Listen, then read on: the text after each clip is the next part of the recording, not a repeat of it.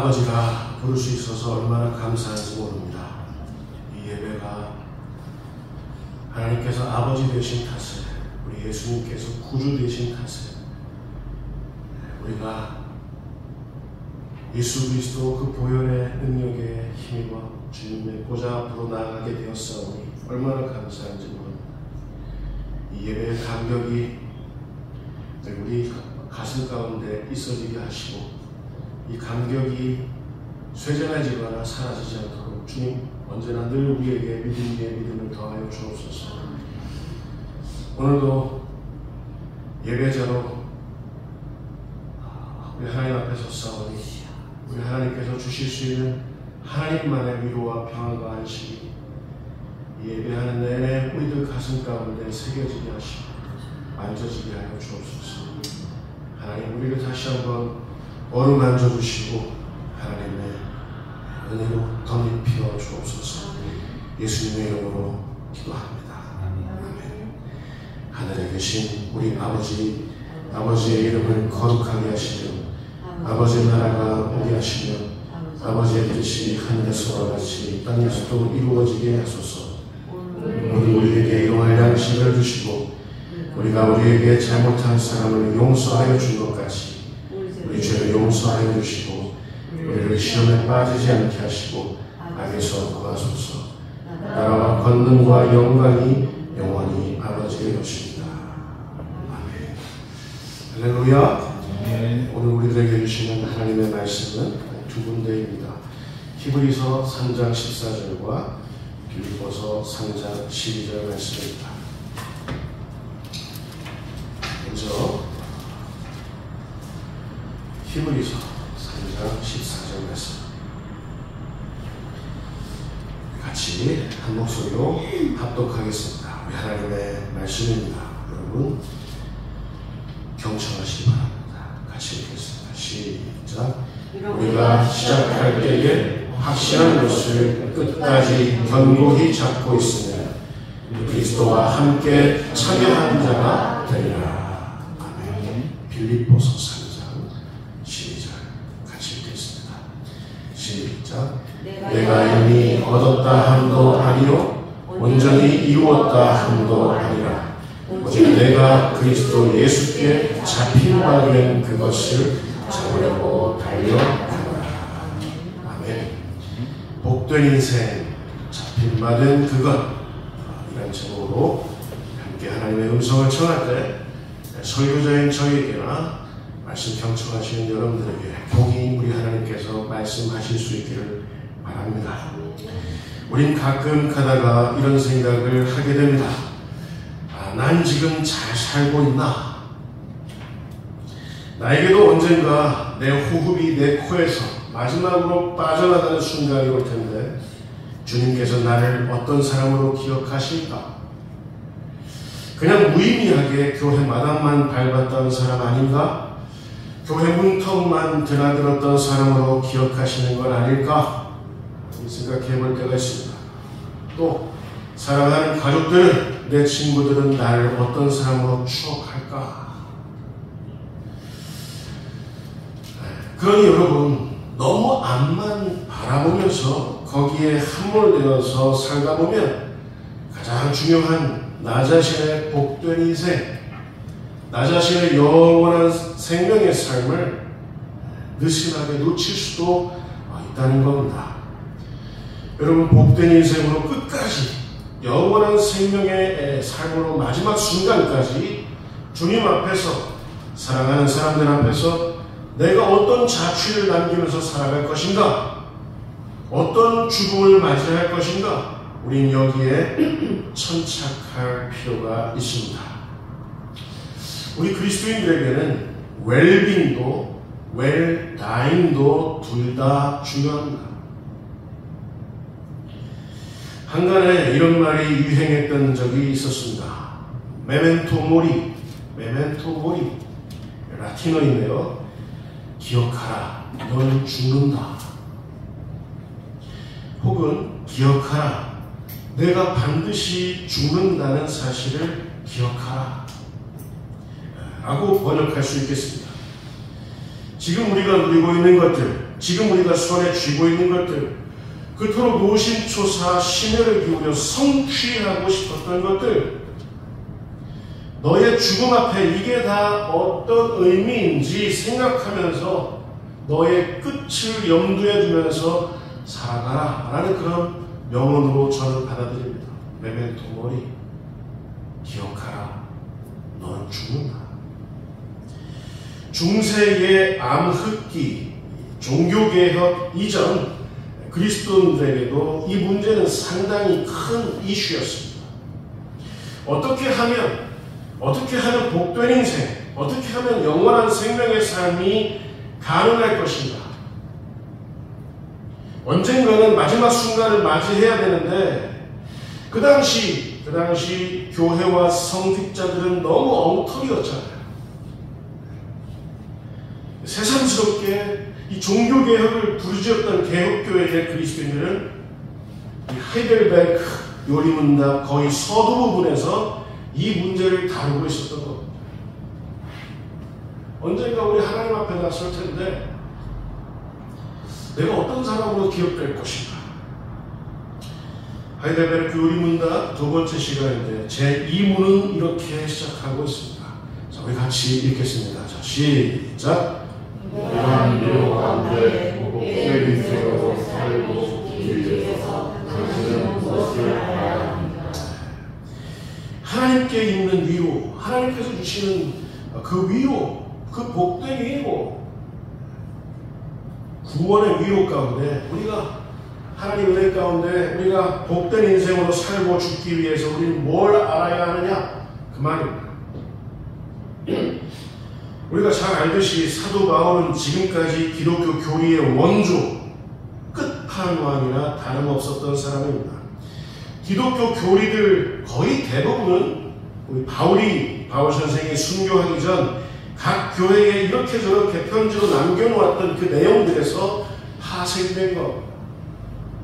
바울의 서신들을 넘어서는 기독교 교리는 지금까지 없었습니다. 전통 속의 모든 교리들, 그 내용 중에 이것이 교회에 의미 있는 것인지 무의미한 것인지 그걸 규정 지어줬던 것들, 그것들이 바로 바울이 각 교회에 썼던 편지들, 거기에 다 근거로 남아져 있다는 사실입니다. 바울은 그렇게 하나님 앞에 쓰임받았어요. 교회들에게 하나님의 진리들을 교리로 남겨놓았던 사람, 사도 바울의 사역이었던 겁니다. 사도 바울의 편지들이었던 겁니다. 그런데 저는 사도 바울의 수없이 많은 진리들을 개진해 놓은 그 내용들도 중요하지만 저는 가장 복되다라고 생각되는, 개인적으로 가장 복되다라고 생각하는 부분이 바로 이 부분입니다. 어떤 부분이냐면 이 남다른 고백을 남겨놨는데요. 고린도전서 9장 26절 27절에 이렇게 남겨놓은 바 있습니다. 같이 읽을까요? 자, 시작. 너도 나는 다른 자들을 한마음으로 같이 하지 서로를 몸을 치는 것 같이 아니하며 내가 내 몸을 쳐 복종하게 하는 내가 남에게 전파하기에 자신이 도리어 버림을 당할까 두려워합니다. 무슨 말인가? 지금까지 나는 바울 자신, 나는 하나님의 위로 속에서 복된 인생을 살려고 수도 없이 노력했는데 이게 과연 내 인생, 내 삶 마지막 순간까지 보증해 줄 수 있는 것인가 하는 질문인 겁니다.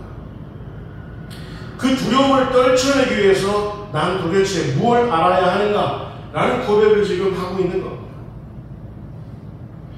사도 바울은 수도 없이 선교도 했습니다. 사도 바울은 수도 없이 복음 증거를 했습니다. 사도 바울은 자기 옷자락을 덮었을 때 사람들이 다시 살아가는 그런 기적도 있었습니다. 교회에 필요한 진리들을 편지로 문서화시켜서 남겨놓기도 했습니다. 그런데 이 모든 사역들을 내가 의미 있는 사역들을 하나님 앞에 다 감당했지만 그 후에 얼마든지 나는 나의 지속되는 죄 때문에 혹여 하나님 앞에서 버림당할 수 있는 거 아닌가 라는 그런 고민을 끊임없이 했던 사람이 누구냐? 사도 바울이었어요. 이건 그냥 바울이 하나님 앞에서 예의상 겸손을 떨면서 앓는 소리를 했던 게 아니었습니다. 로마서 7장 24절로 확인해 보겠습니다. 자, 같이 읽겠습니다. 시작. 나는 완전한 사람이다. 이 세상의 몸에서 누가 나를 건져주랴.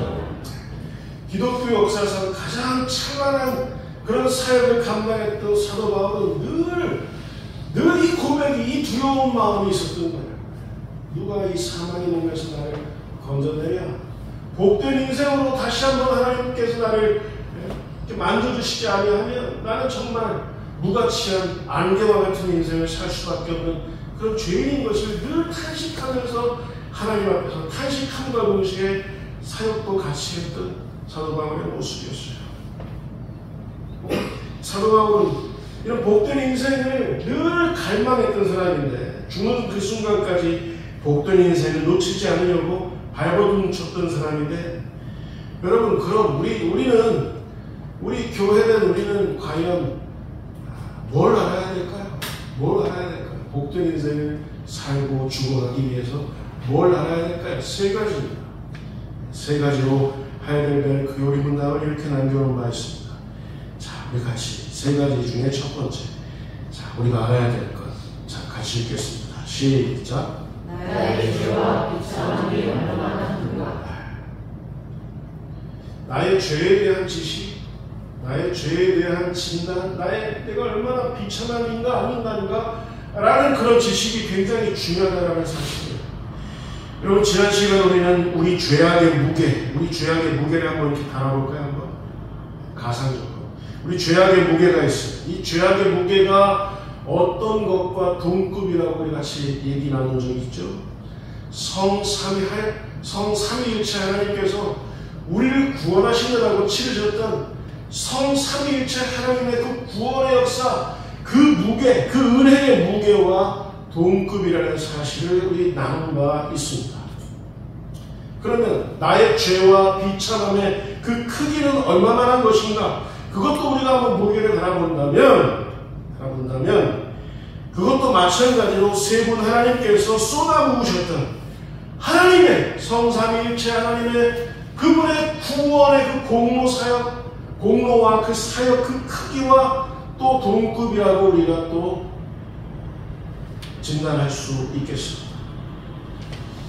여러분, 들어보시면 우리 아버지 하나님께서는 당신의 하나밖에 없는 아들을 십자가에서의 죽음에 내어주셨어야만 했습니다. 우리를 복된 인생으로 초청하시기 위해서. 그렇게 해서 우리 죄악의 그 끈질긴 모가지가 완전히 비틀려져서 우린 구원의 삶, 즉 복된 인생을 살 수 있었던 겁니다. 아들 하나님께서는 아버지 하나님과의 동등됨을 스스로 버리시고 하나님이신데 손수 사람이 되셨고 사람이신 채로 고난당하시고 죽음당하셨습니다. 그리고는 우리가 아직 죄인 되었을 때에 우리의 죄악을 완전히 끝장내시기 위해서 우리를 영원히 구원하시기 위해서 부활하셨습니다. 그런 무게가 있다는 거예요. 성령 하나님께서는 예수님 십자가의 대속적인 죽음과 부활이 순전히 나를 구원하시기 위한 그런 사건임을 마음으로 믿고 입으로 시인하는 그런 신자들, 이 신자들을 평생토록 거룩하게 하십니다. 누가? 성령님이. 거룩하게 하시는 사역을 뭐라고 얘기하냐면, 여러분 따라서 보실까요? 성화. 게다가 뿐만 아니라 우리 성령 하나님은 우리 모두의 구원을 완전케 하시기 위해서 예수님 재림하실 때 그 순간 따라서 보실까요? 영화. 우리의 구원을 완전케 하신다는 사실. 우리는 그때 하나님을 직접 얼굴과 얼굴로 마주할 수 있어요. 영화되는 우리의 모습이니까. 여러분, 성부, 성자, 성령 하나님께서는 왜 이렇게 하시는 걸까요? 우리가 지금 신음하고 있는 우리 죄의 무게, 그 비참함의 무게가 너무 크기 때문에 성부, 성자, 성령 하나님께서 예전에도 그렇게 일하셨고 지금도 일하시고 앞으로도 일해 주실 것을 여러분 믿으시기 바랍니다. 독일의 디트리히 본헤퍼 목사는 아돌프 히틀러의 나치 정권에 무릎 꿇으면서 자신들의 죄와 비참함의 크기에 정령 몰지각했던 독일 교회들을 바라보면서 그의 책 나를 따르라에서 값싼 은혜, 싸구려 은혜라는 개념으로 설교했습니다. 본헤퍼 목사는 이렇게 말했습니다. 값싼 은혜는 우리가 우리 스스로를 위로하려는 듯, 여러분 구원은 하나님께서 위로해 주시지 않으면 불가능한 건데, 히틀러 그 발밑에 있던 교회들은 스스로 자기들을 위로하려는 듯 취한 그 은혜에 불과하다. 뭐가? 값싼 은혜가. 싸구려 은혜는 그리스도를 본받음이 없는 은혜다. 십자가 없는 은혜다. 살아계신 예수 그리스도, 곧 사람이 되신 예수 그리스도를 무시하는 은혜다 라고 하면서 그렇게 설파한 적이 있습니다. 왜 이런 설교를 했을까요? 그 당시 유럽 전역을 전쟁에 참호하는 마음이었는데 독일 국가교회들이 박수치고 통과시켜주고 오히려 히틀러를 응원해주고 했던 그 일이 있었기 때문입니다. 유대인 600만 명의 홀로코스트를 가능하게 했던데 거기서 침묵하고 방조하고 협조하고 편승하고 기세형으로 일관했던 독일 국가들의 모습에서 본헤퍼 목사는 그들의 값싼 은혜의 모습을 보았던 겁니다. 여러분, 값싼 은혜라 하면, 싸구려 은혜라 하면 자기 자신이 얼마나 죄인인지, 나의 그 죄의 무게가 얼마나 무거운 것인지, 내가 지금 비참한 이 삶을 살고 있는데도 불구하고 하나님 앞에서 모른 체 하는 건 아닌지, 그러나 너무나도 어이없는 이런 죄와 어둠의 무게, 어둠의 모습의 그 크기 무게, 거기에 완전히 눌려서, 죄와 비참함에 눌려서 하나님의 은혜는 온데간데 없게 만드는 그것이 바로 뭐라고 얘기할 수 있냐면 값싼 은혜다, 싸구려 은혜다 라는 거예요. 저는 여기서 하나님의 갈증을 느낍니다. 우리의 죄와 비참함 때문에 느끼시는 하나님의 갈증. 성삼위일체 하나님께서 우리를 구원하시느라고 치르셨던 그 모든 구속사건들을, 그 창하는 은혜들을 일체의 값싼 것으로, 일체의 싸구려의 것으로 치부해버리는 그런 사람들을 향한 그 갈증, 그 갈증이 느껴집니다. 하나님의 갈증. 자신들의 죄와 비참함 때문에 미련해지고 어리석어져서 하나님께서 언제 우리를 사랑하셨습니까? 하나님께서 언제 우리들에게 은혜를 베풀어 주셨습니까?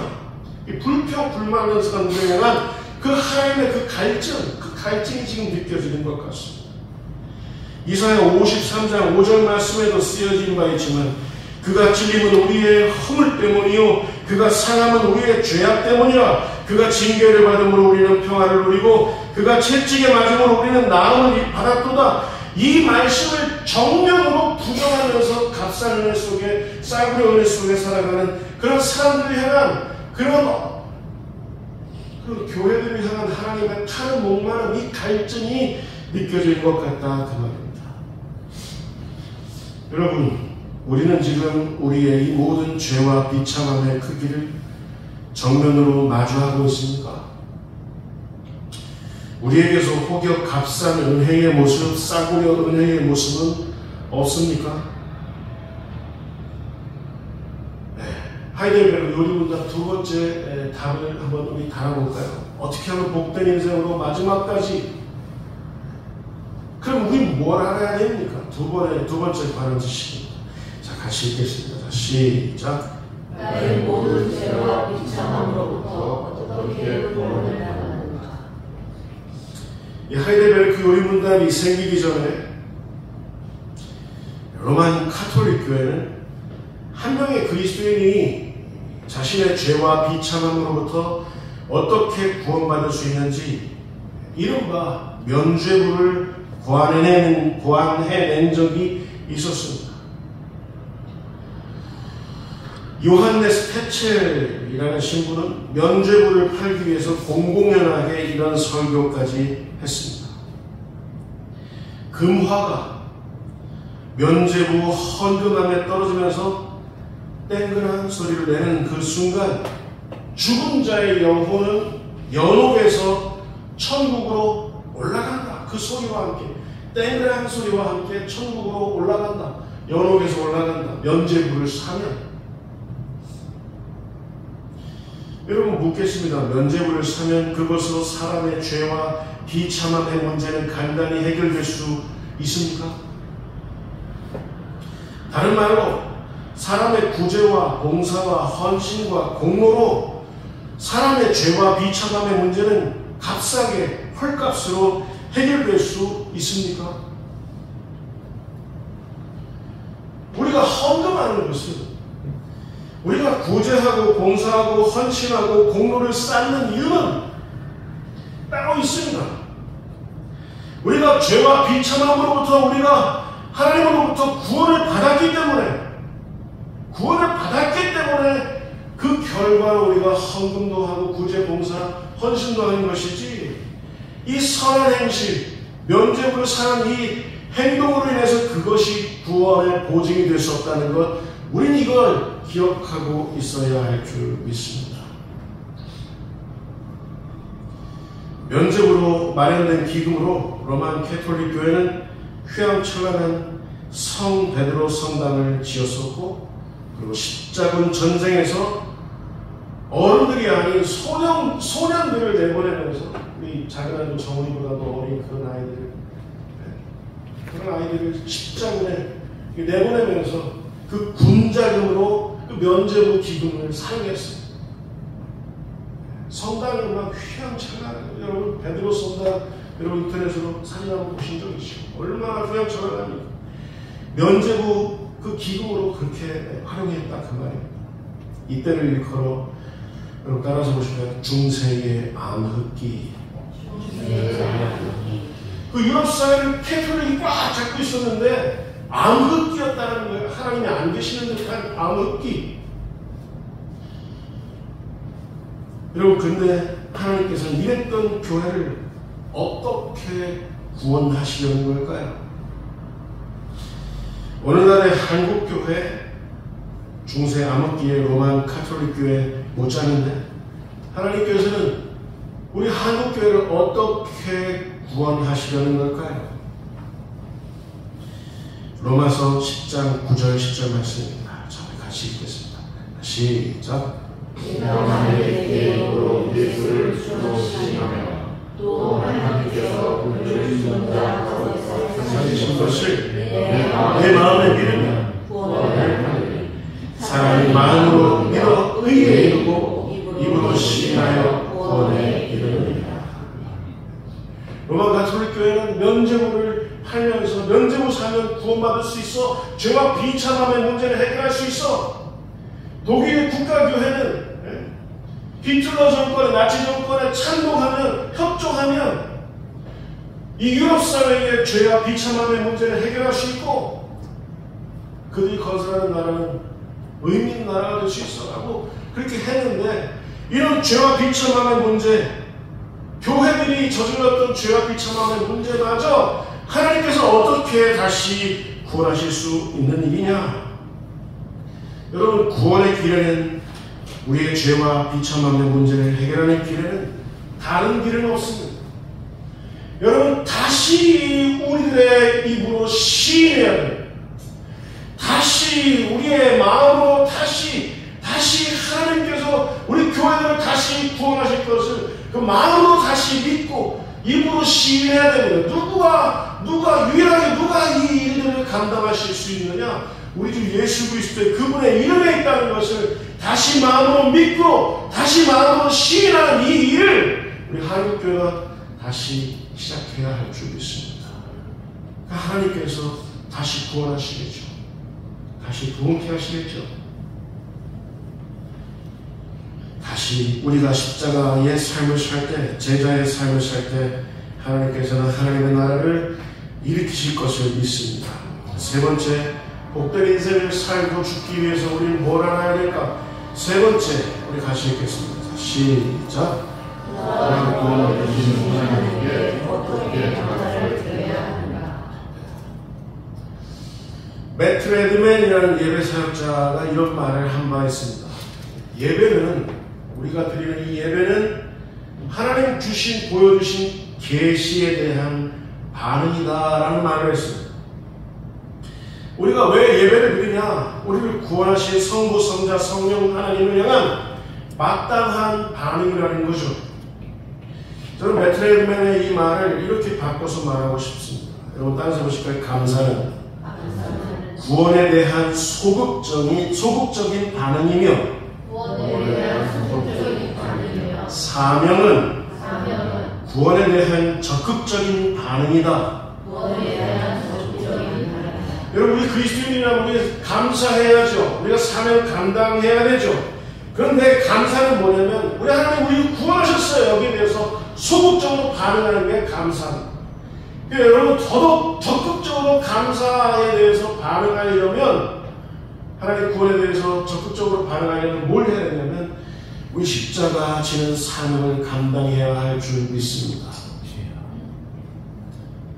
우리 구원하신 하나님께 감사를 어떻게 드려야 하냐? 그 사명 외에 어떤 감사의 길이 또 있겠습니까? 우리 마태복음 5장 16절 말씀 확인해 보겠습니다. 시작. 이것이 너희 빛이 사람에게 빛이 하여 그로 너희 착한 것을 보고 하늘에 계신 너희 아버지께 영광을 돌리게 하라.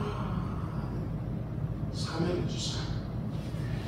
여러분, 지금 대한민국과 한국 사회는 교회들에게서, 그리스도인들에게서 예수 믿어야 할 이유를 찾고 있습니다.